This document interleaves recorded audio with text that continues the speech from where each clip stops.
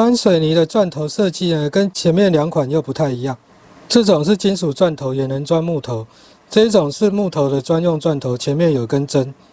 这一种是水泥钻头，长得有点像金属钻头，但是它这个旁边会多了2根像翅膀一样的东西。它这2根翅膀的设计主要是用来排血用的。